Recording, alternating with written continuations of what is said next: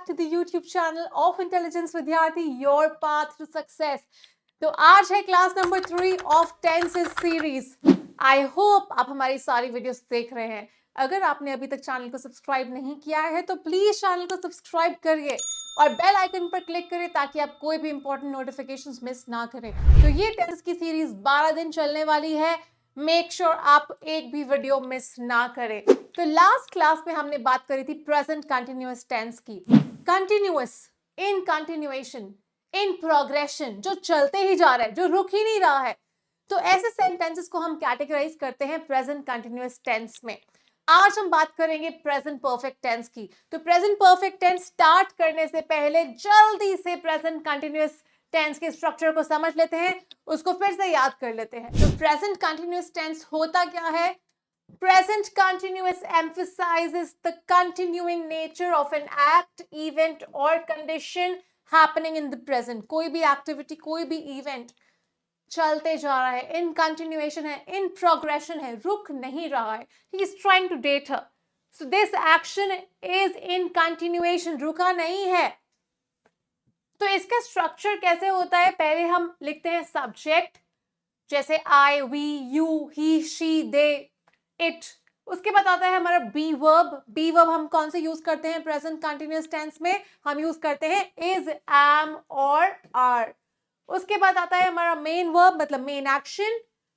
अब main verb के अंदर हम ऐड करते हैं आई एन जी।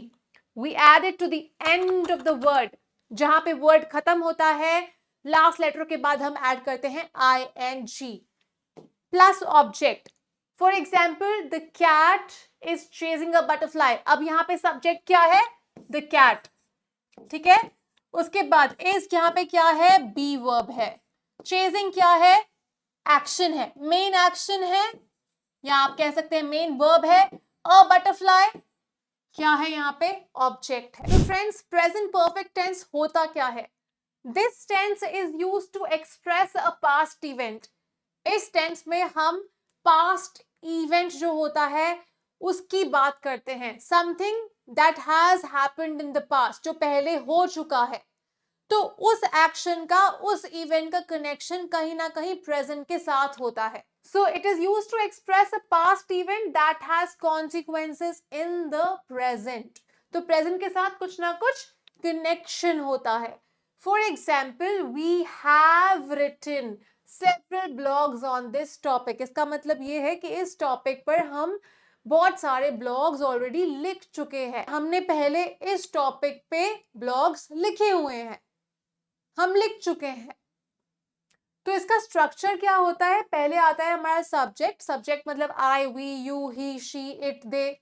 उसके बाद आता है हमारा ऑक्सिलरी वर्ब, तो या तो हैव आएगा या फिर हैज आएगा, कोई भी एक।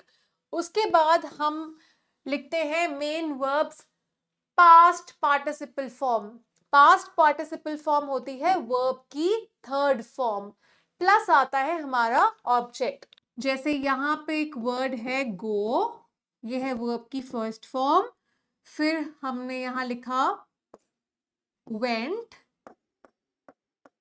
तो ये है वर्ब की सेकेंड फॉर्म, और यहाँ लिख दिया गॉन, तो ये है वर्ब की थर्ड फॉर्म, या आप बोलोगे पास्ट पार्टिसिपल फॉर्म। ऐसे ही एक और एग्जाम्पल ले लेते हैं। ईट, ये है वर्ब की फर्स्ट फॉर्म। उसके बाद एट, ये है वर्ब की सेकेंड फॉर्म, और फिर है ईटन। ईटन है वर्ब की third form. So eat, ate, eaten. तो something that has been done in the past, जो पास्ट में हो चुका है। अब आप पहचान कैसे सकते हो कि कोई सेंटेंस जो है वो प्रेजेंट परफेक्ट टेंस में है? तो उसको पहचानने के लिए आपको देखना है कि क्या सेंटेंस में चुका है, चुकी है, चुके हैं, आ है, ई है, ए है, लिया है, दिया है, किया है, आ हूं, ई हूं, ये है। अगर कोई सेंटेंस में इनका यूज हो रहा है, कोई हिंदी सेंटेंस आपके सामने है, कोई हिंदी सेंटेंस आप सुन रहे हो, कोई वाक्य सुन रहे हो, और उसमें अगर इनका प्रयोग हो रहा है, इसका मतलब यह है कि वो जो सेंटेंस है, वो जो वाक्य है, वो प्रेजेंट परफेक्ट टेंस में है। अब कुछ एग्जांपल्स देख लेते हैं। जैसे मैंने खाना खा लिया है, तो आप इसको कैसे लिखोगे? I have, auxiliary verb have use करेंगे हम। I have eaten food. Verb की थर्ड फॉर्म आ गई यहाँ पे, ईटन मतलब पास्ट पार्टिसिपल। ये सब्जेक्ट है, यहाँ पे हमारा ऑक्सिलरी वर्ब है और यहाँ पे है ऑब्जेक्ट। अब नेक्स्ट है वो किताब पढ़ चुकी है। चुकी है, so she has read the book. अब आप कंफ्यूज हो रहे होंगे इस चीज में कि हैव कब यूज करना है और हैज कब यूज करना है। तो हैव और हैज का यूज बहुत सिंपल है, मैं आपको जल्दी से बता देती हूँ। आगे एक और स्लाइड आएगी जिसमें पूरा डिस्क्रिप्शन आपको अच्छे से दिया जाएगा। तो हैव का हम यूज करते हैं प्लूरल सब्जेक्ट के साथ। फॉर एग्जाम्पल दे हैव, ठीक है, दे, हम एक से ज्यादा की बात करें तो दे हैव बुक्स। अगर मैं बात करूं आई की, तो आई एक एक्सेप्शन होता है जिसके साथ हम हैव यूज करते हैं। आई सिंगुलर है, प्लूरल नहीं है, पर फिर भी हम आई के साथ हैव यूज करते हैं। सो आई हैव ईटन फूड, ठीक है। अब नेक्स्ट आ गया आपका ही, शी, इट। ही, शी और इट सारे सिंगुलर सब्जेक्ट हैं, तो सिंगुलर के साथ हम यूज करते हैं has. So he has, she has, it has. मैंने इसका पूरा कॉन्सेप्ट अपनी हैज और हैव की वीडियो में आपको दिया है, आपको समझाया है। अगर आपने वो वीडियो नहीं देखी है तो प्लीज उस वीडियो को वॉच करें और आपका पूरा कॉन्सेप्ट हैज और हैव का क्लियर हो जाएगा। तो आगे बढ़ते हैं। हमने काम खत्म किया है। हमने, तो वी आ गया। अब वी सिंगुलर नहीं है, प्लूरल है। मैं और मेरे साथ कोई और है, तो हम, वी हैव आता है प्लूरल के साथ जब हम एक से ज्यादा की बात करते हैं। We have completed the work. अब नेक्स्ट है वे अब घर आ चुके हैं, तो यहां पे क्या आएगा? They have now arrived home, ठीक है। दे के साथ हैव आता है जब हम एक से ज्यादा की बात करते हैं। नेक्स्ट है तुमने अपना फैसला कर लिया है। तुमने, तो यहां आएगा यू, सब्जेक्ट क्या है? यू के साथ हम ऐड करते हैं हैव, ठीक है, याद रखना यू हैव, यू हैज नहीं होगा, you have. So you have made your decision. तो ये इसका कनेक्शन जो है कहीं ना कहीं प्रेजेंट के साथ है, बट अगर हम बात करें, अगर हम सेंटेंस सुने तो हमें लगेगा ये पास्ट टेंस का सेंटेंस है, क्योंकि ये काम ऑलरेडी हो चुका है। तो मैंने आपको बताया था चुका है, चुकी है, चुके हैं, आ है, ई है, ए है, लिया है, दिया है, किया है, आ हूं, ई हूं। जब ऐसा कोई वाक्य आए, जब ऐसा कोई सेंटेंस आए, तो समझ लेना कि वो पास्ट परफेक्ट टेंस में है। नेक्स्ट है मेरे दोस्त ने मुझे एक तोहफा दिया है। मेरे दोस्त ने, तो माय फ्रेंड हैज, एक की बात कर रहे हैं, मेरा दोस्त। मेरे दोस्त नहीं कह रही मैं बोल रही हूं मेरा दोस्त। तो my friend has given me a gift, ठीक है। उसने अपना होमवर्क कर लिया है। अब उसने, मैं एक की ही बात कर रही हूं, उसने, he has completed his homework, ठीक है। आई होप आपको समझ आया कि हैज और हैव का यूज कैसे करना है और स्ट्रक्चर क्या है, कैसे आप पहचान सकते हो कि कोई सेंटेंस पास्ट परफेक्ट फॉर्म में है या नहीं है। तो अब और अच्छे से स्ट्रक्चर को समझ लेते हैं। पॉजिटिव सेंटेंसेस की बात करें अगर, तो पहले आता है हमारा subject, I, we, you, he, she, it, they. फिर आता है हमारा ऑक्सिलरी वर्ब। ऑक्सिलरी वर्ब हम ऐड करेंगे, या तो हैज ऐड करेंगे या फिर हम हैव ऐड करेंगे। उसके बाद आता है हमारा मेन वर्ब, उसकी पास्ट पार्टिसिपल फॉर्म, ठीक है, प्लस आता है ऑब्जेक्ट। तो जैसे यहाँ पे एक सेंटेंस है, he has completed his work, या फिर he has completed the work। तो ये है पॉजिटिव सेंटेंस। नेगेटिव की बात करें तो पहले आएगा सब्जेक्ट, फिर आएगा ऑक्सिलरी वर्ब हैज हैव, और उसके बाद नॉट लगा देंगे, फिर आएगा हमारा मेन वर्ब, उसके बाद ऑब्जेक्ट। तो यहां पे आएगा he has not completed his work. ठीक है, अब इंटरोगेटिव की बात करेंगे तो उसका स्ट्रक्चर क्या है? ऑक्सिलरी वर्ब पहले आएगा, हैज या हैव। अब यहाँ पे सेंटेंस था he has not completed his work, तो यहाँ पे ऑक्सिलरी वर्ब हमने कौन सा यूज किया था? हमने यूज किया था हैज, क्योंकि सब्जेक्ट जो है वो है ही। एक की बात कर रहे हैं, सिंगुलर सब्जेक्ट है, तो सिंगुलर के साथ हम क्या यूज करते हैं? हम यूज करते हैं हैज। तो पहले आएगा ऑक्सिलरी वर्ब, मतलब आ गया यहाँ पे हैज, फिर आएगा हमारा सब्जेक्ट, सब्जेक्ट क्या है यहाँ पे? ही, हैज ही। मेन वर्ब क्या है? कंप्लीटेड, उसकी थर्ड फॉर्म कंप्लीटेड। उसके बाद आएगा ऑब्जेक्ट, ऑब्जेक्ट क्या है? His work. So has he completed his work, और इसको एंड करेंगे हम क्वेश्चन मार्क से। अब ये मैं आपको ऑलरेडी बता चुकी हूँ कि हैज कब यूज करना है और हैव कब यूज करना है। एक बार फिर से रिवाइज कर लेते हैं। तो अगर आपका जो सब्जेक्ट है वो प्लूरल है तो आप यूज करेंगे have. For example you have, they have, we have. अगर आपका सब्जेक्ट सिंगुलर है, एक की बात हो रही है, तो हम यूज करेंगे she. For example she has, he has, it has. ठीक है, अब यहाँ पे आई सिंगुलर सब्जेक्ट है, लेकिन आई के साथ हम यूज करते हैं हैव। ठीक है, तो यू, जैसे यू है, यू को हम सिंगुलर के साथ भी यूज कर सकते हैं और प्लूरल के साथ भी यूज कर सकते हैं। सिंगुलर फॉर्म भी है यू और प्लूरल फॉर्म भी है, बट यू के साथ हम यूज करते हैं हैव, हैज का यूज नहीं करते हैं, तो हम बोलते हैं यू हैव। अब जल्दी से कुछ रूल्स देख लेते हैं। तो rules of verbs past participle form. Past participle form मतलब वर्ब की थर्ड फॉर्म। तो verb ending with vowel plus Y, अगर कोई एक्शन वर्ड या कोई वर्ब वावल से एंड कर रहा है और उसके बाद वाई है, फॉर एग्जाम्पल प्ले, तो यहाँ ए एक वावल है और उसके बाद वाई है, लास्ट लेटर जो है वाई है, तो आपको क्या करना है? आपको ईडी ऐड करना है टू द वर्ब। तो प्ले बन जाएगा प्लेड, ऐसे ही स्टे बन जाएगा stayed. For example I have played piano for many years, तो मतलब मैंने कई सालों से पियानो बजाया है, मैंने कई सालों से पियानो बजाया है। अब नेक्स्ट है verbs ending with E, adding D to the verb. आपको क्या करना है? आपको डी ऐड करना है। फॉर एग्जाम्पल वर्ड है लिव, तो लिव जो वर्ड है वो ई से एंड हो रहा है। ठीक है, तो आपको यहाँ पे क्या करना है? आपको सिंपली डी ऐड कर देना है, तो लिव बन जाएगा लिव। तो ये है वर्ब की थर्ड फॉर्म, या आप कह सकते हैं past participle form. They have lived in this city since 2010, तो इतने टाइम से वो रह रहे हैं, राइट? तो इसका मतलब यही है कि पास्ट में भी वो रह रहे थे, वो अभी भी रह रहे हैं। नेक्स्ट है verb ending with consonant plus Y.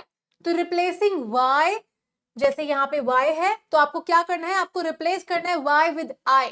तो वाई की जगह आ जाएगा आई और उसके बाद ऐड करना है ईडी। जैसे वर्ड है स्टडी, तो स्टडी बन जाएगा स्टडीड। तो यहाँ पे क्या करा है? सिंपली वाई को यहां से हटा दिया है और उसके जगह ऐड कराया है हमने IED, तो स्टडीड।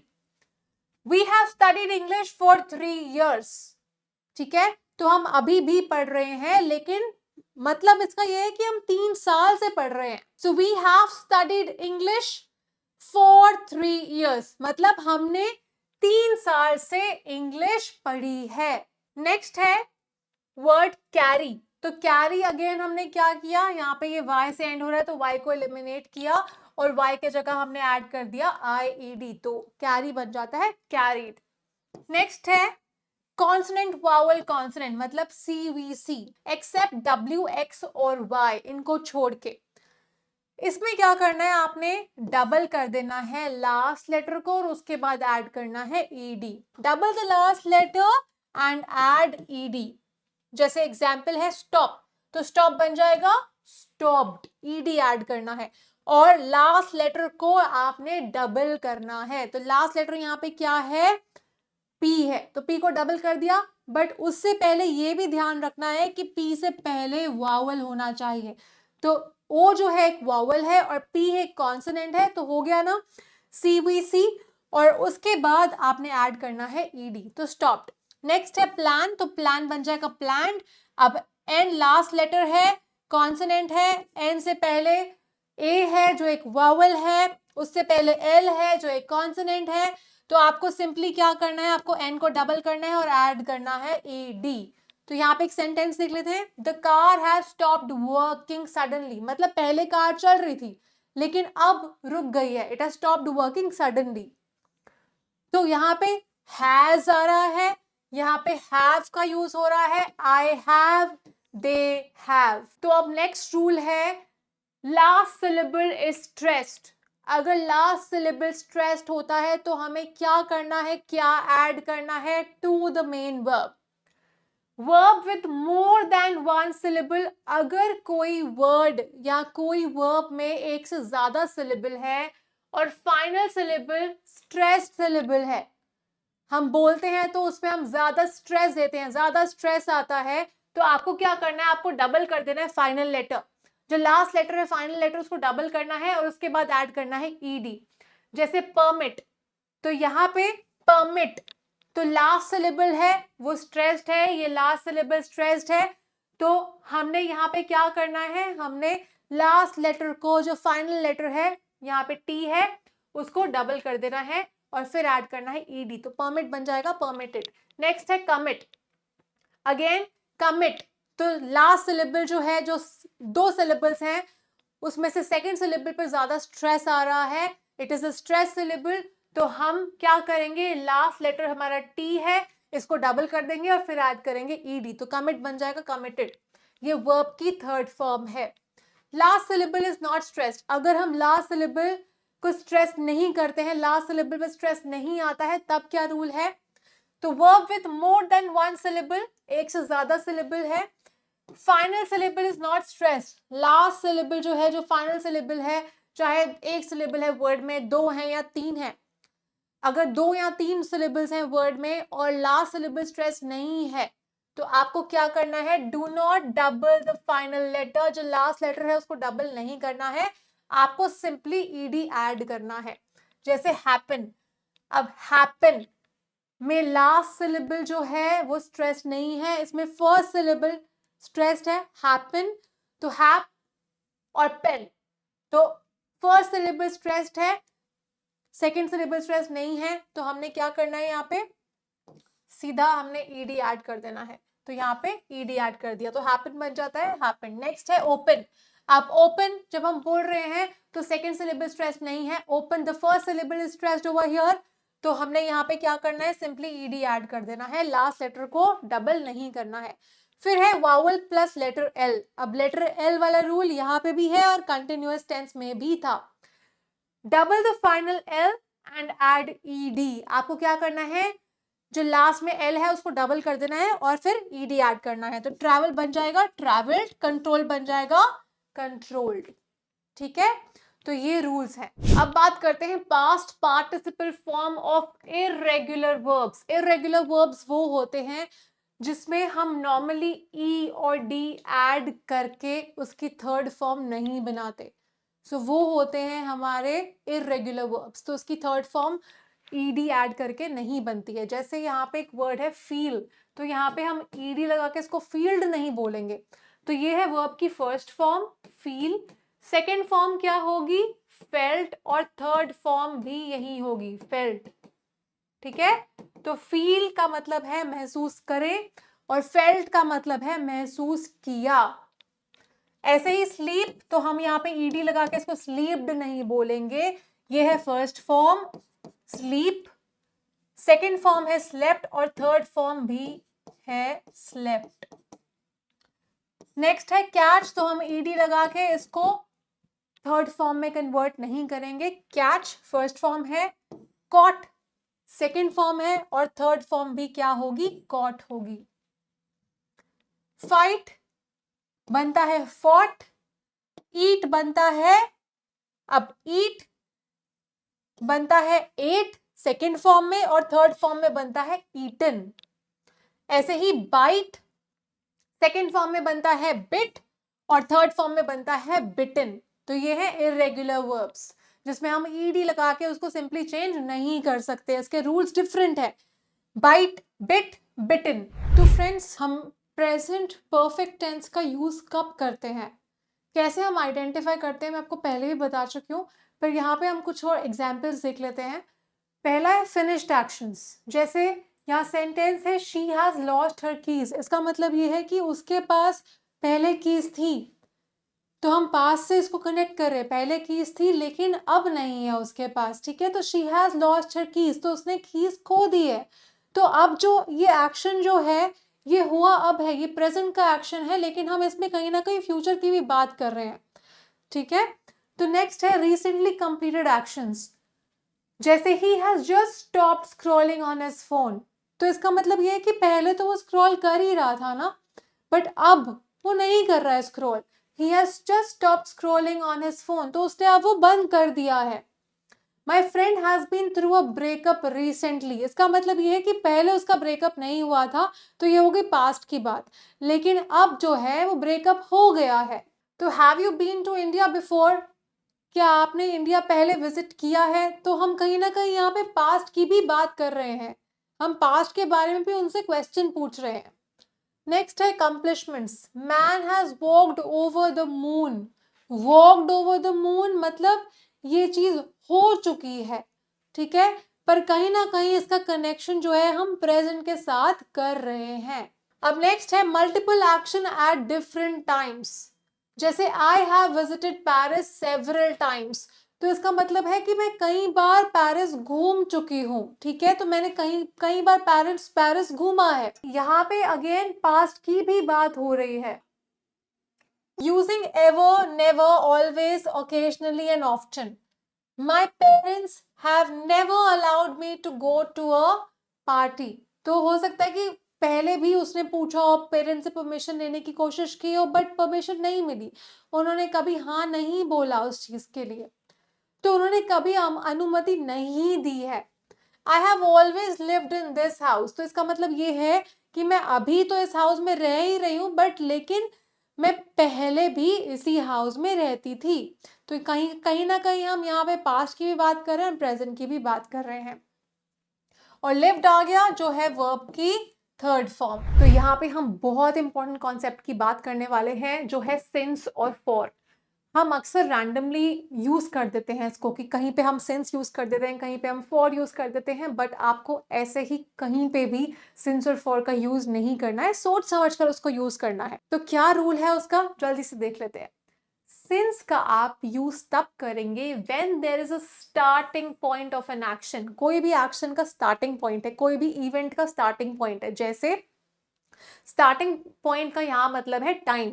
अगर सेट टाइम बता दिया है, बिल्कुल एग्जैक्ट स्पेसिफाई कर दिया टाइम, जैसे 5 AM, 6 AM, 7 AM, 8 AM, 10 PM, 1 PM, तो तब हम यूज करेंगे सिंस। जैसे सिंस 7 AM, स्पेसिफिक टाइम आ गया यहाँ पे।